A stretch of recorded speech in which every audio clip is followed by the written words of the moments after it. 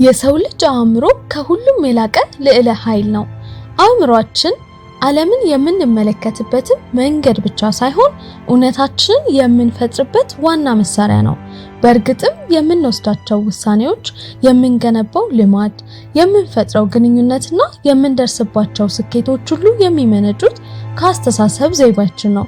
አእምሮአችን በየጊዜው በሚመጡ ሐሳቦችና በሚፈጠሩ ስሜቶች የሚሰራ ኃይለኛ የትኩረት ማዕከል ነው። ይህ ኃይል ግን ልክ እንደ ማንኛውም ኃይል ትምህርትና ልምምድ ይፈልጋል። አእምሮአችንን በንቃት ስንቆጣጠር ትኩረታችንን ለእድገት በሚጠቅሙ አዎንታዊ ነገሮች ላይ ስናሰማራና ለስሜቶቻችን ገንቢ ምላሽ ስንሰጥ የህይወታችንን አቅጣጫ በድፍረትና በዓላማ መምራት እንችላለን። ስለዚህ የአእምሮአችንን እምቅ ኃይል መጠቀም ማለት ህይወትን መቋቋም ሳይሆን ህይወትን መቅረጽና መፍጠር ማለት ነው። አእምሮአችን ልክ እንደ ጡንቻ ነው። ስራ ላይ ካዋሉት ያድጋል፣ ካልተጠቀሙበት ደግሞ ይዳከማል። የአእምሮን ልዕለ ኃይል ለመጠቀም አስተሳሰቦቻችንን በንቃት መምራት አለብን። በአእምሮአችን ውስጥ የሚመጡ አሉታዊ ንግግሮችን ኔጌቲቭ ሰልፍ ቶክ በመለየትና በአዎንታዊና ገንቢ በሆኑ ሐሳቦች በመተካት መጀመር እንችላለን። ይህ ማለት ሁልጊዜ ደስተኛ መሆን ማለት ሳይሆን አስቸጋሪ ሁኔታ ሲያጋጥም የአእምሮ ምላሽን ከፍርሃት ወደ መፍትሄ ፍለጋ መቀየር ማለት ነው። የትኩረት አቅጣጫችንን የምንመርጥ እኛ ነን። በችግሩ ላይ ማተኮር ወይስ ከችግሩ የምንማረውን ትምህርት? አእምሮ በቋሚነት የሚሰሙትን ስለሚያምን የምንመግበውን ሐሳብ በጥንቃቄ መምረጥ የዕለት ተዕለት እውነታችንን በሚገርም ሁኔታ ይለውጠዋል። የአእምሮ ልዕለ ኃይል የሚበራው የእድገት አስተሳሰብን ግሮዝ ማይንድ ሴት ስንቀበል ነው። ይህ አስተሳሰብ ችሎታዎቻችንንና ብልህነታችን ቋሚ አይደሉም፣ ይልቁንም በትጋት በትምህርትና በልምምድ ሊሰፉ ይችላሉ ብሎ ማመን ነው። ይህንን ስንቀበል ውድቀትን እንደ የመማር ዕድል እንጂ እንደ የማቆሚያ ነጥብ አንመለከተውም። አእምሮአችን ከውድቀት በኋላ ምቾት ቀጠናው የመመለስ ዝንባሌ ቢኖረውም የእድገት አስተሳሰብ ግን እንደገና ምክር በተሻለ መንገድ በማለት ወደፊት ይገፋፋናል። በዚህ መንገድ አእምሮአችን የችግሮች ሰለባ ሳይሆን ያልተገደበ የዕድል ምንጭ ይሆናል። ልዕለ ኃይላችንን ለማጠናከር የዕለት ተዕለት ልምምዶች ወሳኝ ናቸው። እንደ ማሰላሰል፣ ሜዲቴሽን ያሉ ልምምዶች አእምሮአችንን በአሁኑ ሰዓት ላይ እንዲያተኩር ያሰለጥናሉ። በዚህም ከጭንቀትና ካለፉ ሐሳቦች ነፃ ያደርጋሉ። እንዲሁም አዎንታዊ ልምዶችን እንደ በቂ እንቅልፍ፣ ጤናማ አመጋገብና አካላዊ እንቅስቃሴ በወጥነት መስራት የአእምሮን ኬሚካላዊና አካላዊ ጤንነት ያረጋግጣል። አእምሮ አካሉ ሲጠነክርና ሲረጋጋ በተሻለ ሁኔታ የማሰብና የመፍጠር ችሎታ ይኖረዋል። የአእምሮ ልዕለ ኃይል ዛሬውኑ በሚወስዷቸው ጥቃቅንና ወጥነት ባላቸው ውሳኔዎች ውስጥ ይገኝ። ልክ እንደ ሰውነታችን ሁሉ አእምሮአችንም በአግባቡ ለመስራት ንጹህ ግብዓቶችንና እረፍትን ይፈልጋል። የአእምሮ ልዕለ ኃይል የሚደበዝዘው በውጥረት፣ ስትረስ፣ በእንቅልፍ እጦትና በቋሚ የዲጂታል ጫጫታ ዲጂታል ኖይዝ ምክንያት ነው። ስለዚህ አእምሮአችን እንደ ልዕለ ኃይል ለመጠቀም ሆን ብለን መረጃንና መዝናኛን የምንወስድበትን መንገድ መቆጣጠር ያስፈልጋል።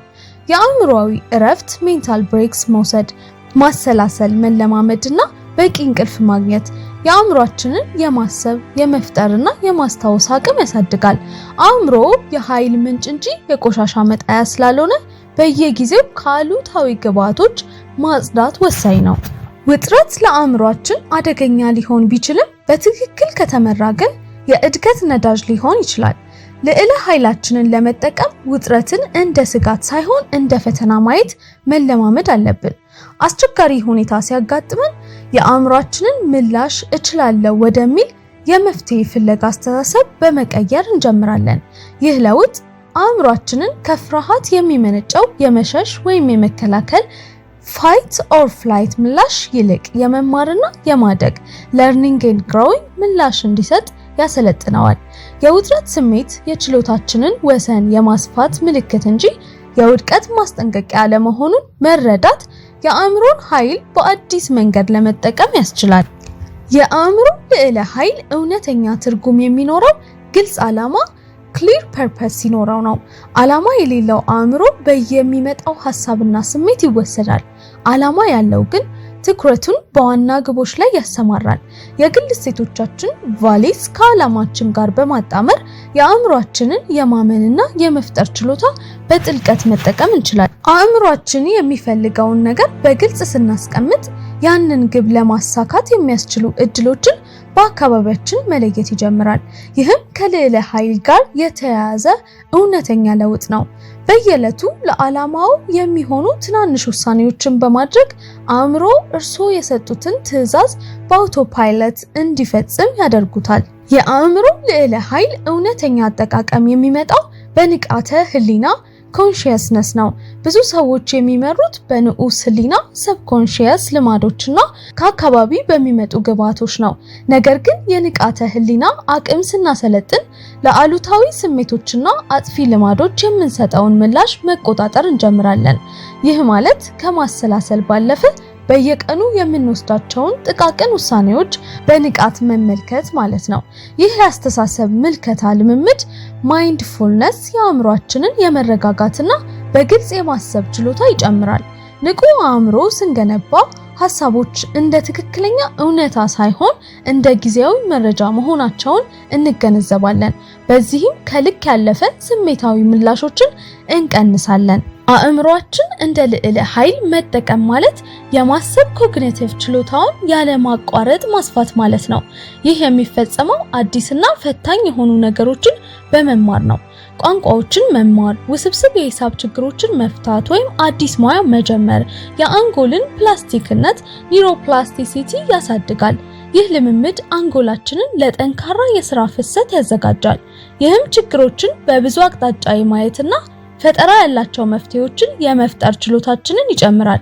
አእምሮ ሁልጊዜ ተግዳሮትና አዲስነት ሲሰጠው እንደ መሳሪያ የመስራት ብቃቱ ይጨምራል።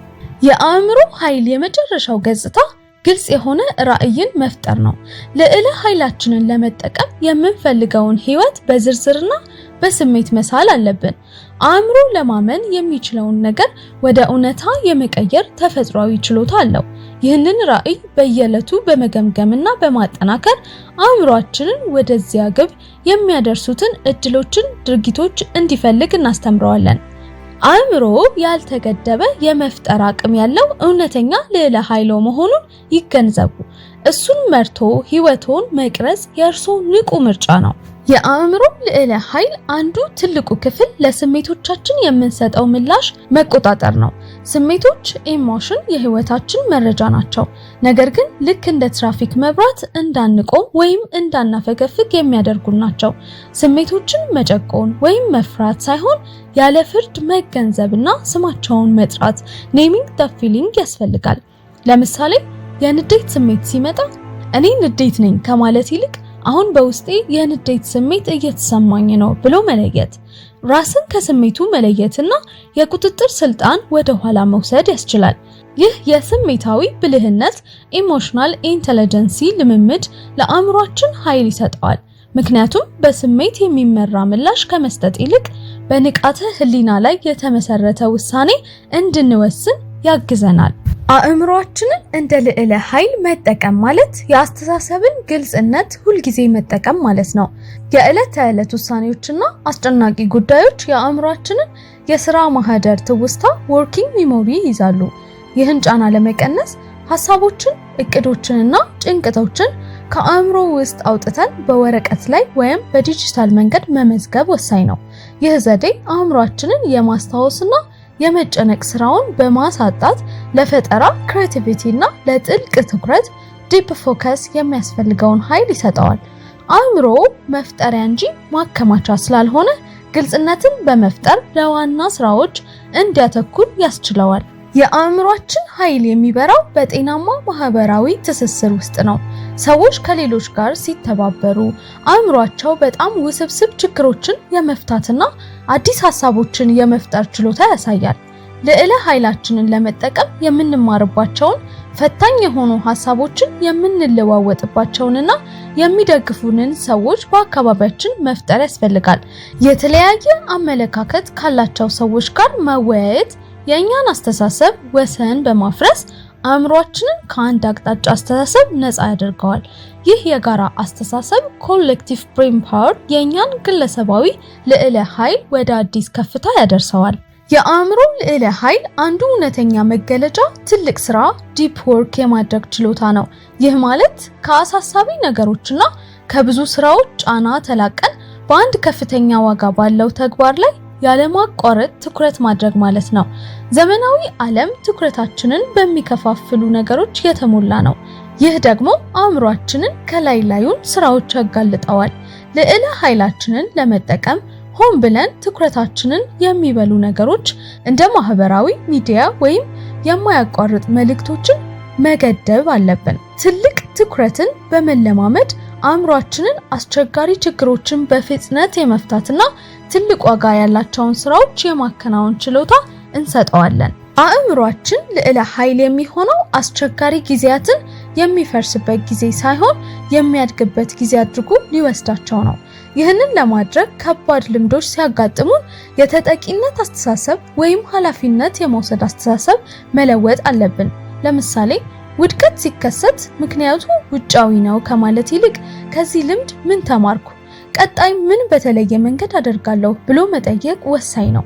ይህ ንቁ የመማር ሂደት አእምሮአችንን ለችግሮች ዝግጁና ጠንካራ ያደርገዋል። በዚህም ውጥረትንና ችግርን ወደ ግል ጥንካሬ ለመቀየር የሚያስችል ልዕለ ኃይል ይሰጠዋል። የአእምሮ ልዕለ ኃይል የሚመነጨው በዘፈቀደ በሚደረግ ጥረት ሳይሆን በዕለት ተዕለት ወጥነት ነው። በየቀኑ ለጥቂት ደቂቃዎች ለአዎንታዊ አስተሳሰቦች፣ ለጥልቅ ስራና ለእድገት አስተሳሰብ ጊዜ መስጠት አእምሮአችንን እነዚህን አቅጣጫዎች እንደ አውቶፓይለት እንዲወስድ ያሰለጥነዋል። የዛሬው ትንሽ ጥረቶ ነገ የእርስዎን እውነታ የሚቀርጽ ትልቅ ኃይል ይሆናል። የአእምሮአችን ኃይል እውነተኛ ልዕለ ኃይል የሚሆነው በምንፈጥረው የጋራ ተጽዕኖ ነው።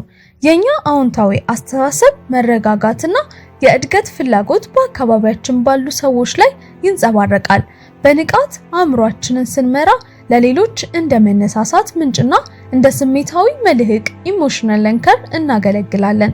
ይህ ማለት ግጭቶች ሲኖሩ በሰከነ መንፈስ ምላሽ መስጠት፣ ሌሎች ሲወድቁ በመተማመን መደገፍና በመፋረድ ፋንታ ርህራሄን መምረጥ ማለት ነው። የአእምሮአችን ኃይል ራሳችንን ከመለወጥ ባለፈ የጋራ እውነታችንን የመለወጥ አቅም አለው። በዚህ መንገድ የእኛ ውስጣዊ ጥንካሬ ማህበራዊ አካባቢያችንን ያጠናክራል። ይህም ልዕለ ኃይላችንን በጣም ውጤታማ ያደርገዋል። አእምሮን እንደ ልዕለ ኃይል የመጠቀም የመጨረሻውና ወሳኝ እርምጃ የአእምሮን ጤንነት ሜንታል ዊልነስ ዘወትር ማስቀደም ነው። ልዕለ ኃይል ዘላቂ እንዲሆን የጥገና ስራ ሜንተናንስ ይፈልጋል። ይህ ማለት በስራ መብዛት፣ በጭንቀት ወይም በቋሚ አሉታዊ ምክንያት አእምሯችን ሲደክም ለመታከምና እረፍት ለመውሰድ ፈቃደኛ መሆን አለብን። የአእምሮ ጤንነትን መንከባከብ ድክመት ሳይሆን ልዕለ ኃይላችንን ለረጅም ጊዜ ለማቆየት የሚወስድ አስተዋይ እርምጃ ነው። እረፍት ስንወስድ፣ ድጋፍ ስንፈልግና የአእምሯችንን ጫና ስንቀንስ አእምሯችንን በአዲስ ጉልበትና በግልጽነት ይመልስልናል። አእምሮ የህይወቱን ጥራት የሚወስን በእውነትም ብቸኛ ልዕለ ኃይል ነው። እያንዳንዱ ሐሳብ፣ እያንዳንዱ ልማድና እያንዳንዱ የትኩረት አቅጣጫው በእጆ ውስጥ ያለ ውሳኔ ነው።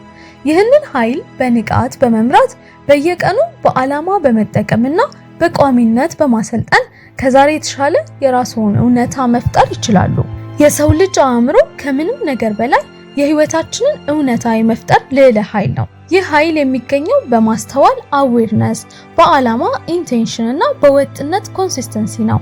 አእምሮአችን የሚመራው በንቃተ ህሊና በምንመርጠው ትኩረትና በንዑስ ህሊናችን ባሉ ልማዶች ነው።